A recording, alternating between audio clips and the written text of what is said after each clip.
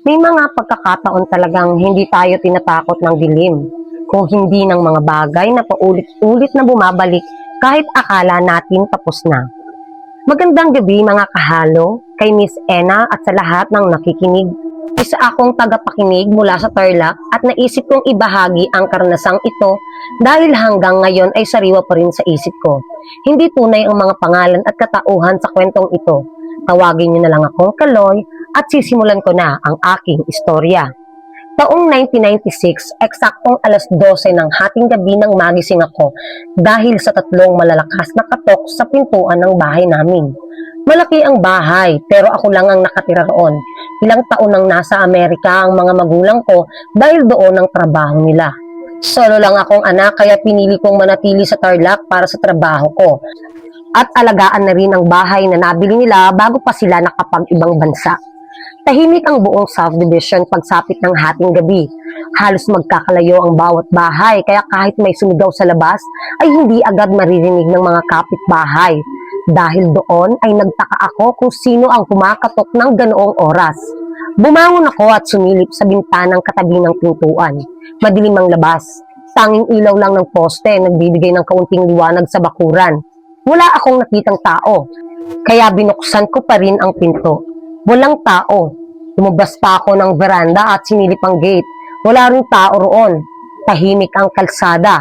Walang dumaraang sasakyan at wala ring aso na tumatahol. Parang walang kahit sinong dumaan.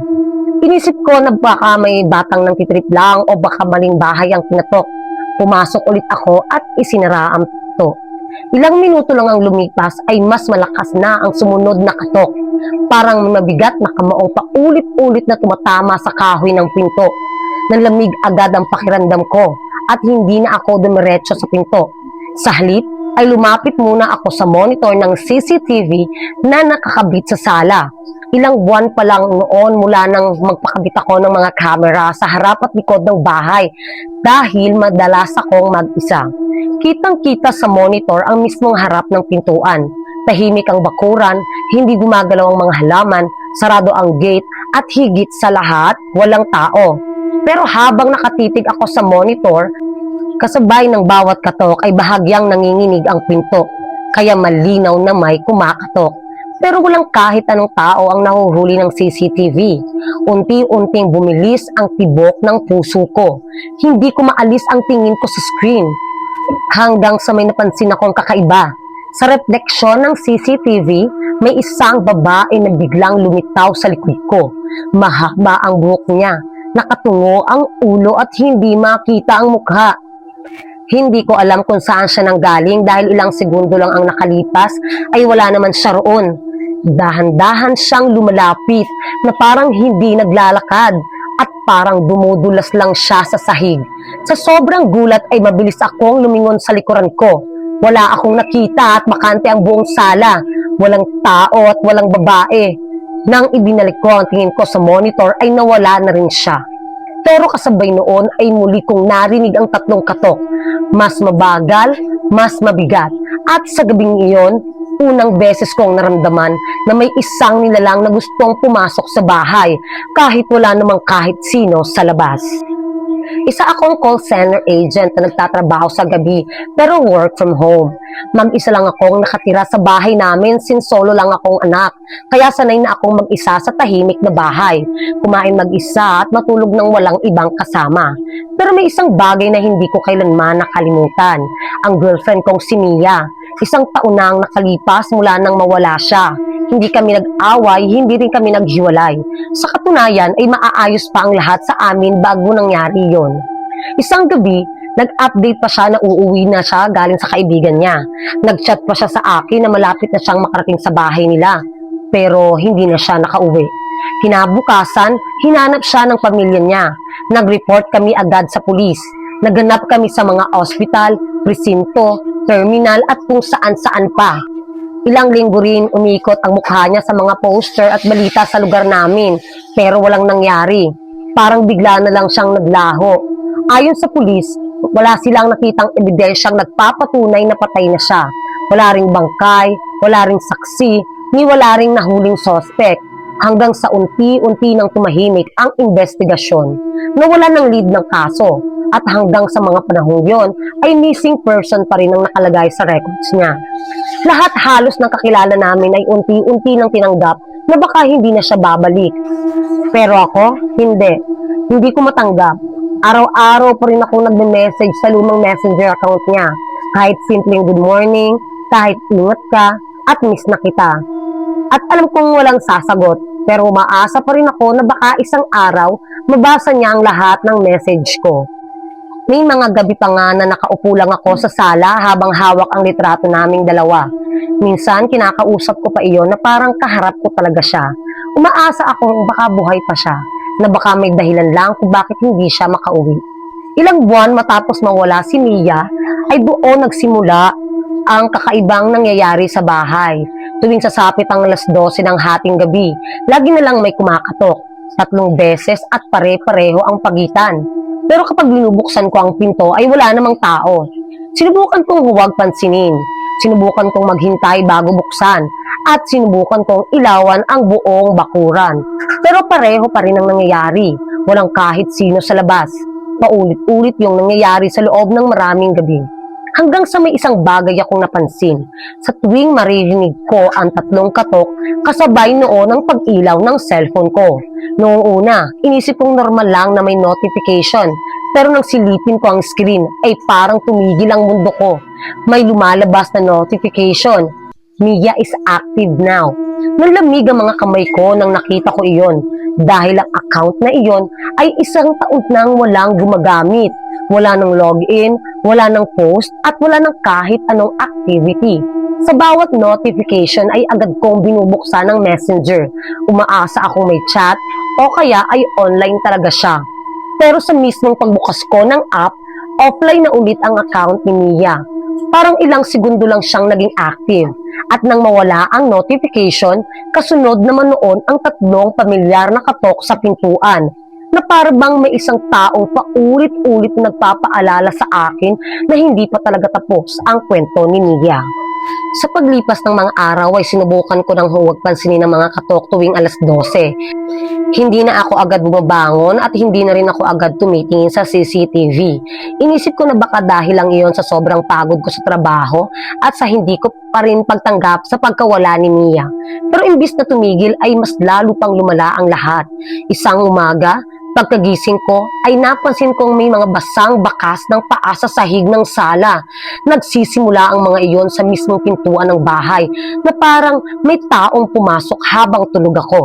Pero ang nakakapagtaka ay tuyo ang labas ng bakuran. Hindi naman umulan noong gabing iyon. Wala ring tumutulong tubig sa kisame o sa mga dingding. Sinundan ko ang mga bakas. Pero ilang hakbang lang ang layo ay bigla na lang iyong nawala na parang may taong naglaho sa gitna ng bahay. Kinabukasan naman ay nagsimula ng magloko ang mga ilaw. Bigla na lang bumubukas ang ilaw sa sala kahit nakapatay ang switch. Minsan naman ay namamatay ito ng kusa habang nanonood ako ng TV. Noong una, inisip kong may problema lang sa linya ng kuryente, kaya nagpatawag pa ako ng electrician. Pero matapos niyang suriin ang buong bahay, sinabi niyang wala naman daw siyang nakitang sira. Ang lahat ng linya ay maayos, kaya lalong dumagdag ang kaba ko. Pagdating ng gabi, may bago na naman akong narinig. Mahina ang iyak ng isang babae at galing iyon sa labas ng pintuan. Hindi malakas at hindi rin sigaw. Parang tahimik na pag-iyak ng isang taong pagod na. Paulit-ulit ko iyong naririnig tuwing nasapit ang alas 12, kasabay ng 3 katok. Sa pagkakataong iyon ay hindi na ako naglakas loob na buksan ng pinto. Dahan-dahan lang akong lumapit at sumilip sa peephole. At nakita ko na naman ang isang babae na nakatayo sa harap ng pintuan. Yung mahaba ang buhok at nakutungo na naman ang ulo. Kaya hindi ko makita ang mukha niya. Hindi rin siya gumagalaw at parang estatwa lang siyang nakatayo sa labas ng bahay. Naisip kong baka yun na ang pagkakataon para magkaroon ako ng ebidensya. Mabilis kong kinuha ang cellphone ko sa ibabaw ng mesa para sana kunan siya ng video. Ilang segundo lang akong nawala sa peephole. Pero nang sumilip ulit ako ay wala na ang babae. Wala nang tao sa labas. Tahimik na naman ang buong bakuran. At habang pilit kong iniisip kung saan siya nagpunta, ay bigla akong nakaramdam ng malamig na hangin sa likod ko. Kasabay noon ay may mahina at malamig na boses na bumulong. Hindi mo ba ako papapasukin? Sabi ng bulong. Parang huminto ang tibok ng puso ko. Dahan-dahan akong napalingon at walang tao. Ako lang ang nasa sala. Sarado pa rin ang lahat ng bintana at nakasara rin ang pinto. Pero ramdam ko pa rin ang malamig na hangin na dumaan sa likod ko. Hindi pa man ako nakakabawi sa gulat ay may napansin ako kakaiba sa sahig. May mga bakas na naman ng paa. Hindi na tubig ang nasa sahig. Putik na at malinaw na malinaw ang bawat yapak. Mula sa pintuan ng bahay papunta sa hallway. Hanggang sa tapat ng kwarto ko. Parang may taong pumasok kahit hindi ko naman binuksan ang pinto. Sinundan ko ang mga bakas habang nanginginig ang buo kong katawan. Pagdating ko sa may pintuan ng kwarto ay may nakita akong isang bagay na nakapatong sa sahig. Isang lumang bracelet. Napaluhod ako nang makita ko iyon. Kilalang kilala ko ang bracelet na iyon. Ako mismo ang bumili at nagregalo kay Mia noong 3rd anniversary namin. Noong mawala siya, sinabi ng mga pulis na hindi na nila nakita ang bracelet na iyon sa kahit anong lugar na inimbestagahan nila. Isa iyon sa mga personal na gamit na hindi na kailanman natagpuan. Pero ng gabing yon ay kung bakit nasa loob yon ng bahay ko at wala akong alam kung sino o ano ang nagdala nito roon. Hindi ko na kinaya ang lahat ng nangyayari. Pakiramdam ko ay may gusto talagang ipaalam sa akin ang mga katok, ang mga bakas ng paa at ang bracelet na bigla na lang lumitaw sa loob ng bahay. Naalala ko ang lugar kung saan huling nakita si Mia 1 taon na ang nakalipas. Hindi iyon kalayuan sa bahay namin. May isang lumang abandonadong bahay roon na matagal nang walang nakatira. Noong una, hindi iyon binigyan ng pansin ng mga pulis dahil wala naman silang nakitang anumang ebidensya sa paligid. Pero iyon ang una kong pinuntahan. Pagdating ko roon ay may nadatnan akong matandang caretaker na naglilinis ng bakuran. Siya pala ang inatasan ng may-ari para paminsan-minsan ay silipin ang lumang bahay. Habang nagkwentuhan kami ay bigla niyang nabanggit na matagal na raw may nagpaparamdam sa lugar na iyon. Madalas daw ay may naririnig na iyak ng babae tuwing hating gabi. May mga taong nagsasabing may kumakatok din sa lumang pintuan kahit wala namang tao sa paligid. Ayon sa matanda, ay parang may isang kaluluwang hindi matahimik. Dahil lalo akong kinabahan, ay humingi ako ng permiso na makapasok sa loob ng bahay. Habang iniikot namin ang bahay ay napansin namin ang isang lumang aparador na nakaharang sa sahig. Nang ilipat namin iyon ay may lumabas na bakal na takip. Isa pala yung lumang cellar. Halos ayaw na naming buksan. Pero may kung anong pakiramdam na nagtutulak sa akin na silipin iyon. Pag-angat pa lang ng takip ay agad kaming napaatras. May mga buto ng tao sa loob. Katabi ng mga iyon ang isang lumang cellphone na halos kalawangin na. At kahit sira na ang itsura nito, ay nakilala ko agad ang case. Cellphone iyon ni Mia. Agad naming ipinagbigay alam sa pulis. Makalipas ang ilang araw ay dumating ang resulta ng forensics examination na kumpirmang kay Mia ang mga labi. Doon lang nalaman ang buong katotohanan. Ayon sa investigasyon ay hindi pala siya basta nawala. Noong gabing pauwi na siya ay sumakay siya sa isang tricycle. Hindi niya alam na nagpapanggap lang palang ordinaryong driver ang lalaki. Dinala siya sa abandonadong bahay at doon siya pinatay at itinago ang katawan sa cellar. Kaya pala walang kahit anong lead ng mga pulis noon. Hindi nila kailanman naisip na may lihim na taguan sa ilalim ng bahay. Pero mas lalo akong kinilabutan sa sumunod na nalaman ng mga investigador. Ang bahay na tinitirahan ko ng panahong yon ay dating pag-aari pala ng mismong lalaking pumatay kay Mia. Matagal na niya itong naibenta bago siya tuluyang nawala sa lugar. At doon ko lang naintindihan ang lahat. Hindi bumabalik si Mia para takutin ako. Bumabalik siya sa bahay na minsang tinirahan ng pumatay sa kanya para ituro sa akin kung saan siya tuluyang inilibing at mabigyan ng hustisya ang pagkawala niya.